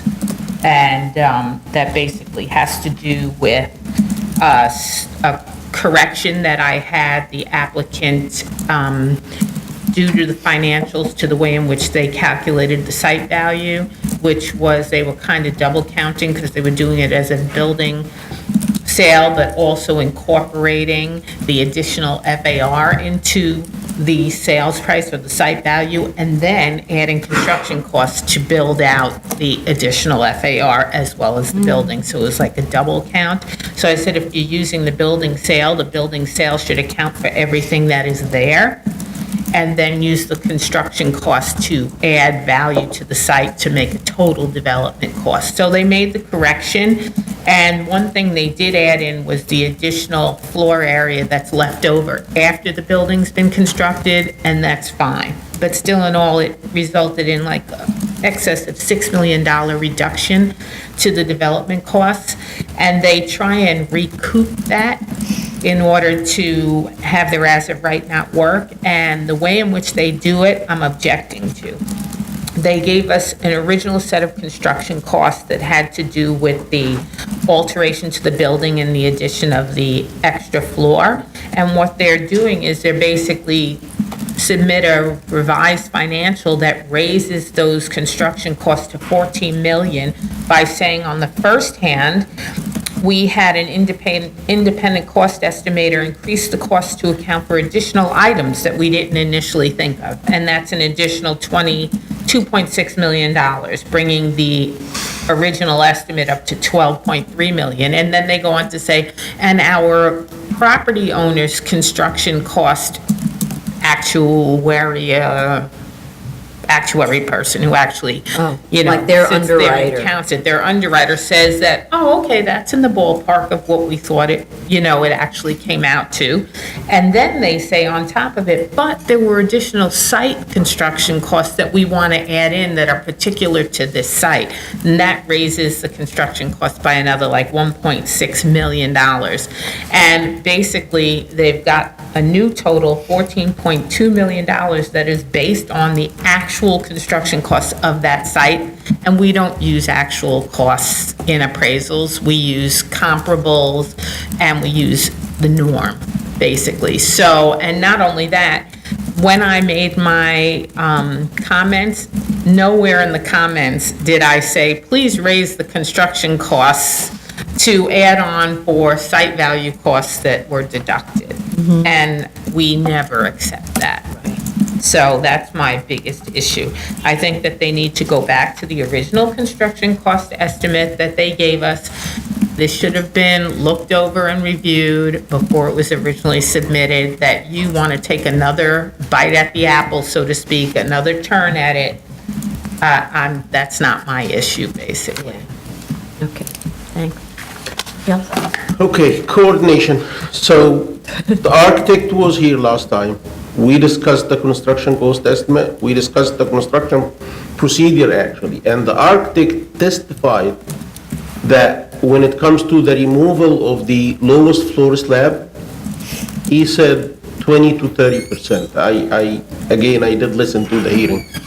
30%, something like that. And I asked him, so why we have 5,000 square foot for the slab removal and reconstruction? And he said that might be a mistake. He promised to review, and I asked him to go over the cost elements and make sure that they are reasonable. I'm still having the same numbers from the previous submission. The slab reconstruction demolition is still 5,000, which is the entire footprint of the floor. I'm still having too many puzzles in the construction cost estimate, like the installation of new framing, and I'll come to this when I talk about the difficulty of like removing the wall between the two spaces. Is it really difficult to do that? But no details, again, like usual, typical. No details on construction cost estimate, just numbers, no explanations. The quantities seem to be like very exaggerated. 5,000 square feet, they should be maximum 1,000, 1,500 at max. The flooring or the framing, I have in the construction cost estimate, I have 81,000 square foot. I'm not sure what is that. The building footprint is about, 1,000? that's what I have. If you look at page 48 of the PDF, structural steel structure for framing, quantity is 81,100 square foot, and it's at $8 per square foot. So I question this number in addition to all other numbers in the construction cost estimate. One other element, the shoring. I'm looking at pictures during construction and I don't see any shoring in the pictures. I did look at the structural drawings, the notes on them. The notes didn't call for any shorings for the building. And amazingly, I did ask the architect did you have to shore this building during the renovation? And he said, yeah, just like spot shoring, like they did some minimal shoring during renovation. I have 300,000 plus just for shoring. And I did ask the architect to take this item off. I'm sorry, 381,000 actually. And it's a lump sum item. Shoring, it's $382,000 just for shoring, which according to the architect was minimal, so I'm not sure. And actually, there is a square footage, which is 25,000 square feet, so it sounds like they are counting all the floors. One floor is like 5,000 times 5 floors, that's 25,000. So I don't know why this item is showing up. Now, let's take a look at the wall separating the two spaces. Is really removing this wall is difficult and the mission impossible? If we have the framing and we want to preserve the existing framing, you want to remove the wall bearing while keeping the framing, I would say this could be kind of 50% difficult. But if you're removing the existing, because you need to put supporting elements first, let's say put foundation piles or footings, and then put columns on these footings, and then take the columns all the way to right underneath the existing roof, and then put beams, and then jag the existing roof against these beams to make sure the load is transferred from the existing elements to the new elements. But that's only if you want to open both sides on all the floors. Yeah, You just want to open it on one floor the is first like floor. all the floors. If you want to do it in one floor or all the floors, it's more or less the same procedure. You're gonna do it from bottom, top. And if you start with the first floor, if you want to keep the existing framing, it could be kind of difficult. But if you're accounting in your cost estimate for new framing, why this is difficult? You could simply, from one side, from the two perimeter walls, put the new framing, like connect them to the existing walls, and then put the new supporting elements, footings, columns, take these columns all the way to the floor level, put the beams, the framing, and then put the new roof in, and the moment you've done, the wall bearing is not carrying anything, so just like nicely chop it or cut it in pieces and take it out. So I don't think it's tough at all. It could be done. It's not gonna like require jacking of the existing structure and monitoring and this and that. It's not gonna be that complicated as if you're preserving the existing structural elements in place. Okay. So, again, construction cost estimate, details, coordination. Here we go again. The magic Yep. words, yes. Okay, any other? Okay, thank you. Ready? Item number 18, 2017-260BZ, 2672 East 12th Street, Brooklyn. Okay, demolition drawings were provided that show the cellar floor perimeter walls being counted in the total. Cellars don't contain floor area, so can't count there. So this cellar is being filled in, and the first and second floor joists are being raised. So the calculations need to be done again. Looking again at the total perimeter walls that contain floor area and recalculate the walls to remain. At the last hearing, I stated that the proposed floor area is high based on area comparisons, and also asked where the mechanical systems are going in this house, since the cellar is being infilled, and you don't see any sort of mechanical room indicated anywhere, so. But I think they first need to recalculate because they don't have enough perimeter, I don't think, maintained. Anybody else?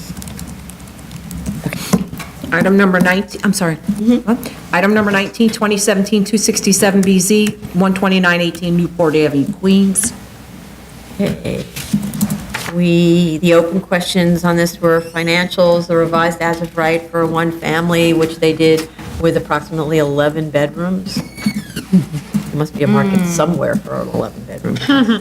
And an EAS. So let's talk about the financials then. I found the financials very responsive to what we asked about. It basically supports the A finding being the difficulty of converting the approved bulk of the building to the only conforming use that is allowed, which is a one-family detached residential. I have no questions. Okay, and what about the EAS? Are we good? We received the EAS and we sent it for WRP review to expedite. We haven't received comments yet. They said it might take longer than tomorrow, maybe the end of the week, but I asked again for tomorrow.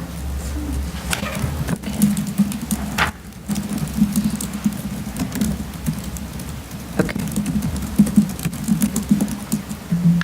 Move on? Item number 20, 2017-277BZ, 1022 East 23rd Street, Brooklyn. Does adjourn? Item number 21, 2018-20BZ, 2801 Avenue M, Brooklyn.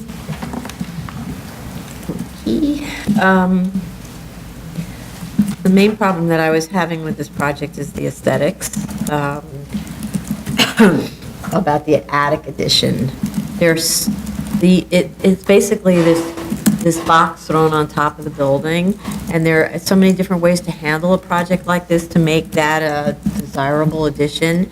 For lack of a better way to describe just the simple architecture, the box has to be pulled away from the side yard line, so you're not seeing it just so imbalanced like that.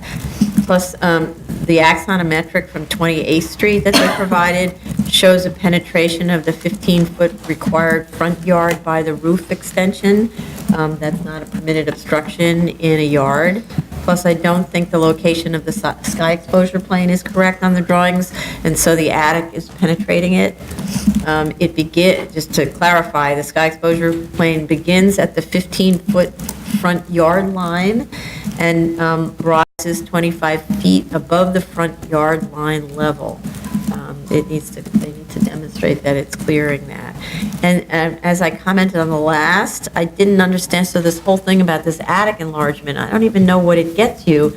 It's basically a bowling alley. It doesn't have any function. It doesn't have a bedroom in it. It doesn't have a bathroom in it. It's not really being used for anything, and it's terrible looking, and I think would actually affect negatively neighborhood character.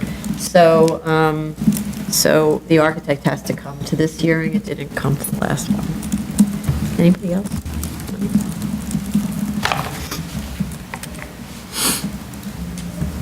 Item number 22, 2018-46BZ, 2205 East 2nd Street, Brooklyn.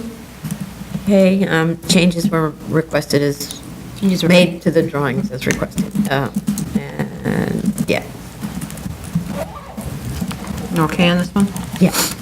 Item number 23, 2018-49BZ, 1919 East 5th Street, Brooklyn. Again, changes were made as requested to the drawings. However, we asked that the attic level at the rear be set back the same way it is in the front, and that wasn't done.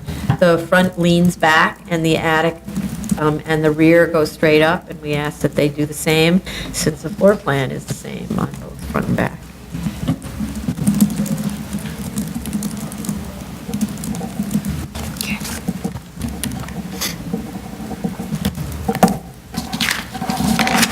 New cases, item number 1, 2016 1BZ, 1 Union Square, West Manhattan. We have proof of service of initial application to officials and of notice of hearing to officials and neighbors. This is a legalization. Community board recommends approval with 1 abstention. We do have DOI sign off. The fire department comment letter on October 5th recommends the applicant file a public assembly permit prior to occupancy, but since this is a legalization, we need an update on that. With respect to sound attenuation, this is a CrossFit. The statement of facts describes that they drop weights of up to 200 pounds. That's pretty loud. The statement of facts states that the lifting area is under a portion of the property outside of the floor plate of the upper floors. I'd like to understand how that isolates vibration, which travels through a building and doesn't go, it's not the same as sound, it doesn't go straight up, it travels, right? They should show on the drawings the specific equipment areas on the plans. And with respect to notice, I know this is not a residential building, but the statement of facts indicates that this CrossFit is dropping 200-pound weights.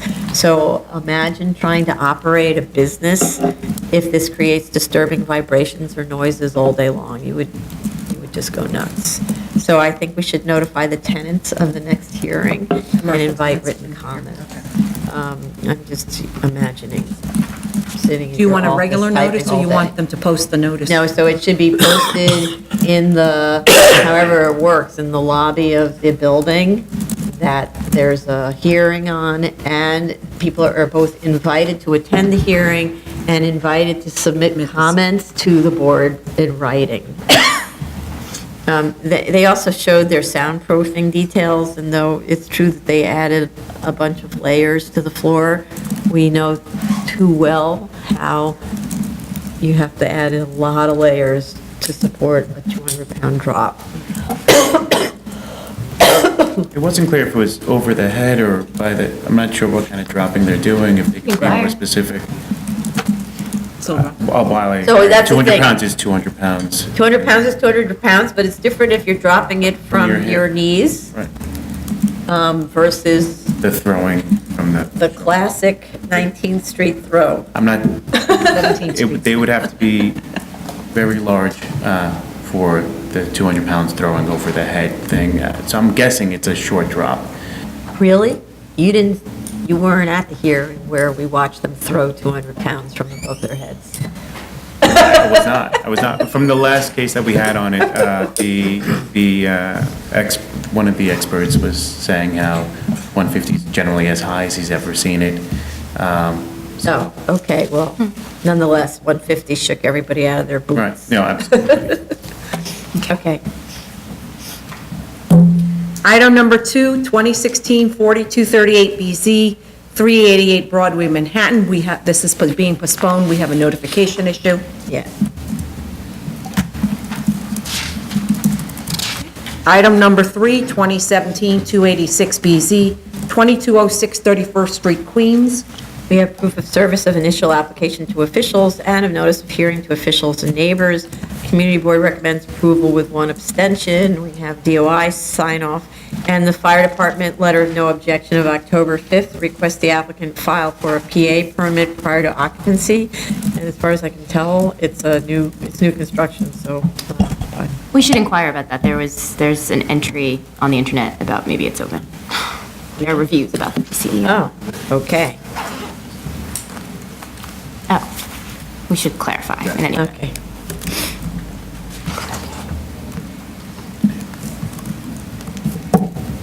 Okay. Move on? Item number 4, 2018-10BZ, 1238 East 26th Street, Brooklyn. Okay, we have proof of service of initial application to officials and of notice of hearing to officials and neighbors.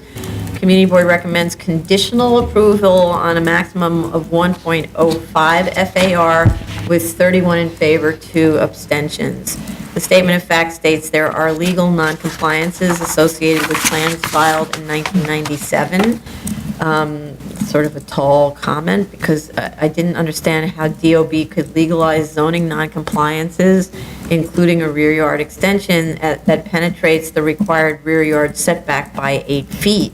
So we need to see the approved plans to support the claim. I think the claim is that these are buildings that were built, way pre-61, and that rear yard extension predates that, but it's just guesswork. So we really need to see that DOB approved that as an existing non-compliant condition. With respect to retention of the minimum standard of existing perimeter walls and joists, the calculations show this is satisfied, and they should add a note to the plans that removal of existing walls and/or joists in excess of that shown on the approved plans will void the special permit. The drawings need to clarify that the minimum total side yard width for a 30-foot wide lot in an R2 can be reduced by 4 inches for each 12 inches that are less than 40 feet, because it's actually kind of stating, it's showing without stating that a 10-foot combined side yard is allowed, and you don't know how, because it's supposed to be 13 feet.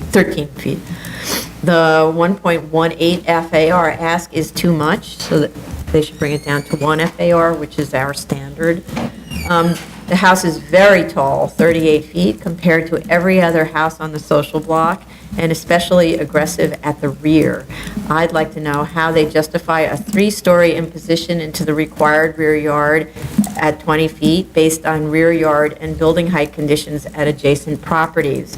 They gave us a lot of adjacent property aerial images, some of which you couldn't see, so those don't really help. But anyway, the house adjacent steps back at each floor from a 24-foot rear yard, according to the rear yard area study. Other adjacent houses have 1-story extensions or garages, so none of them have a 3-story, 38-foot high rear. They should provide axonometric drawings and provide streetscape diagrams to show relative heights on the block. They provided a photo streetscape, but it doesn't show the building in its location. And normally we also get streetscape elevations to show in drawing form what the houses are like on the block. Anybody else? No, I think in some ways, the context of this neighborhood tends to have lower heights in the front and has higher heights in the rear. And this proposal tries to maintain that rhythm, where it maintains a lower height in the front and then it sweeps up in the back. And the sweep is very similar to some of the at least the adjacent 2 buildings. So in this case, I was kind of okay with that because it was similar in the way the abutting buildings were. But it can follow the rhythm without the extreme, you know? But that's the other thing, it goes up higher in the rear, but then you look at what's going on in the rear of those houses, and they don't go back to the 20-foot line high in the rear all that way. And their immediate neighbor has steps back, one after next, so. Okay. Item number 5, 2018-57BZ, 24 West 40th Street, Manhattan. We have proof of service of initial applications to officials and of notice of hearing to neighbors. Community board waived its recommendation. We have DOI sign off. Fire department submitted a letter of no objection on October 6th. The Schedule A, it's stating that the Schedule A needs to be amended to reflect the occupancy of 100 persons shown on the plans. I believe this is a legalization, though, so fire department needs to comment in light of that. I don't think it was aware there was a legalization.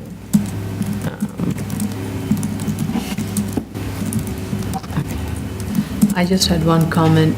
The ground floor plan, they just need to show the entryway.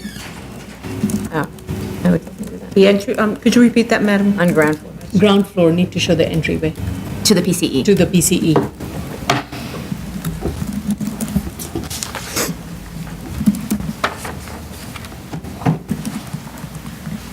Okay. Item number 6, 2017-33BZ, 398 11 of our Avenue, Staten Island, whatever. We have Lenavar? proof of, Lenavar. Lenavar. Okay. We have proof of service of initial application to officials and of notice of hearing to officials and neighbors. Community board recommends approval with 2 opposed. With respect, I'm jumping right to the E finding for some reason because it stood out the most for me. With respect to the E finding, the lot is held in common ownership with the adjoining property, so why can't they be developed together? There is a large house diagonally across Lenavar from the subject site, and the house on Lot 29 is small, and 2-family detached houses are permitted in an R3X. So my first problem is really that. It's like, how do you show that you are not like all the sites that we always use in all those uniqueness studies that say, those two, that guy is not as bad off as I am because they own the property next door, right? In this case, they own the property next door. The statement of fact states that the subject lot can't be developed as of right because of the minimum width restrictions of 107-42. I read this section as allowing development on the lot since both street frontages are wider than 40 feet and there are no opposing side lot lines to fit between because it's a corner lot. The exception portion of that section only applies to lots owned separately and individually from adjoining tracts as of 2005. That isn't the case here. That is intentional on the part of the zoning resolution because commonly held properties don't suffer a hardship. That's actually the zoning resolution explaining that concept right there.